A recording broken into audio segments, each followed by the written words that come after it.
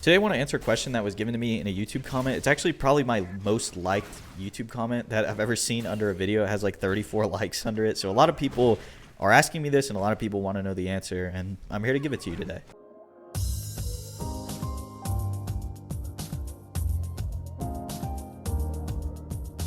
Before we get too deep into this video, I'm really trying to hit 5,000 subs by June, but I don't really know if it's possible because it would be my greatest sub gain like ever, like in the history of the whole channel.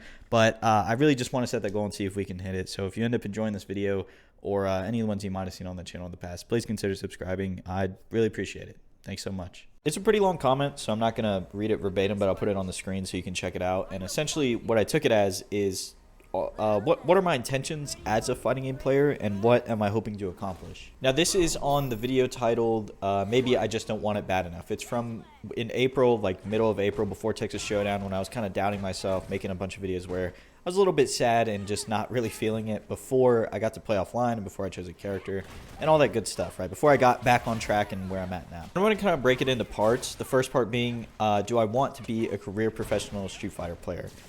The short answer is yes, but not in the same sense that you would think. When you say pro, it means professional, right? It means you're getting paid to play the game. That is your career. In fighting games, I don't think that's really a thing. There's very rarely, there's maybe one or two players who get paid solely to play the game. I also think it's really unsustainable. You don't really build any skills outside of playing the game, and if your sponsor drops you, you just have to hope somebody else picks you up. But I do think YouTube is sustainable, and I think the AdSense system and everything that you can do on YouTube is a sustainable way of doing things. So to be a pro player while doing content in order to generate income, to live a sustainable lifestyle that way, I think has been done before and can be done again. And that's really the balance I'm trying to hit. So do I want to play fighting games for a living? Yes. In the traditional sense, no. I think in order to make it sustainable, in order to do it for a living, I want to be a good player for my own sake, not for some sponsor to expect it out of me.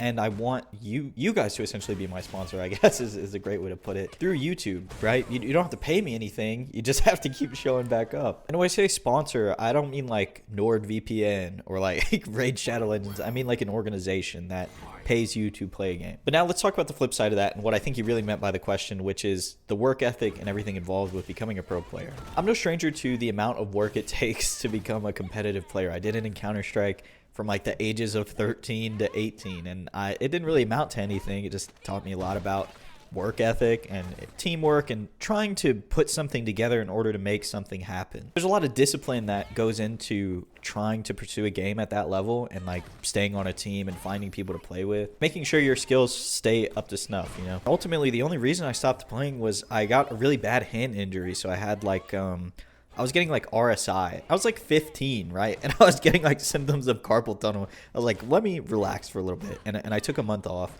and I never came back. I realized that I actually just was over the game and I didn't want to play it anymore. And I kind of just bounced around a bunch of different competitive titles for a while until I started playing Street Fighter in 2019. And since I started in 2019, I've taken numerous breaks for, especially when Grand Blue came out. If you guys remember that game, I took a break for like 2 months and I came back to Street Fighter. I took a break when Stride came out and I came back to Street Fighter. That's something that I've never done in the past. If I gave up on something, I gave up on it. I never came back to it. But Street Fighter draws me back in every time. Especially even other games in the genre can't hold my attention as much as this one does. And that makes me feel like it's more than a hobby to me. Like I definitely wanted to always be a competitive player. Maybe I didn't feel like I could be the best in Counter-Strike because, you know, there's teammates and all that you have to depend on. But in this game, the amount of work that you put in is directly rewarded, and you're the only one kind of holding yourself back, which is a double-edged sword at times, but something that I think allows me to take this game much more seriously than I would others because I'm the one in control of what I want to do. It doesn't quite feel like a career or a job, but it also doesn't just feel like a hobby because I've poured so much time into it and I want to be so good at it in order to make it my career, I guess. It's in a really weird gray area, and I know that this YouTube channel will always be like a fallback, you know. If I do try and be a pro player and something like that, I'll document it all the way up to wherever I end up, and if I end up not wanting to do that, this is still here. You guys are all still here. Hopefully, cross my fingers, you guys are all still here, and we can just continue and go on whatever journey comes next, you know. Another big driving force of me trying to like be a pro player and want to play this game a lot and be very good is that it's one of the few genres that I feel like I'm young enough to still be like a world champion at maybe one day. In other games, the esports scene gets younger and younger. There's Valorant players being signed at 16. There's Counter-Strike players also being signed at 16.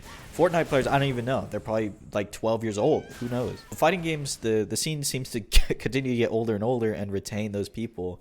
And one, I think that's really cool. And two, I think it's gives me a lot of hope that it's not like too late, you know. And I know I'm not going to be like a champion of Street Fighter 5. I'm not going to win anything big in this game. It's almost over, and I think everybody who's going to be a champion and remembered for this game, it's already won. But I think I can keep grinding it and playing it to just hone my skills. So for the next game, I have a fighting chance. Like out of the gate, I want to be one of the stronger players, and I think this is my chance to do that. This is like the straightaway where you just put in a lot of, you give it everything. You give it everything you've got because it's all you have left of this game. I really don't think anybody is going to revisit Street Fighter 5 like they revisit Street Fighter 4. It's going to come and go, and that's it. This is going to be the last time ever that I'll be able to just grind this game out with a ton of people online and offline, and it'll be like the main game. I want to get the most out of it that I can. I also am still in school, like I'm still in college, so this is probably the most free time I'll have for a long time if this YouTube thing doesn't work out, right? The other thing in this comment that I thought was actually really true and kind of a character flaw that I'm working on. I kind of talk about my character flaws a lot. I think a lot of people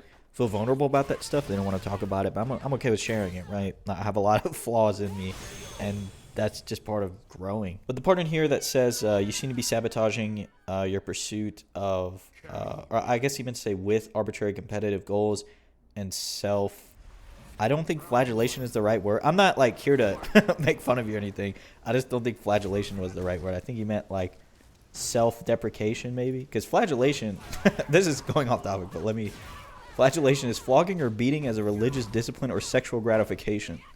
I don't think that's what you meant, but I kind of get what you mean. Go with self-deprecation, but I know what you mean. Like I set some really lofty goals that I don't truly feel like I can achieve sometimes, and then you don't hear about them again. Like I'll set a goal, and then you'll never see the follow-up video because I never hit the goal, and then you'll see a video the next day of me like berating myself on how I didn't reach this goal. It'll be like one good video and then 3 depressing videos afterwards on how I didn't achieve the one good video. I get what you mean. You're completely right. I think the point of a goal is to set something achievable in the short term, and then you have a big long-term goal to build up to. I just kind of eliminate all those small goals and make a big one.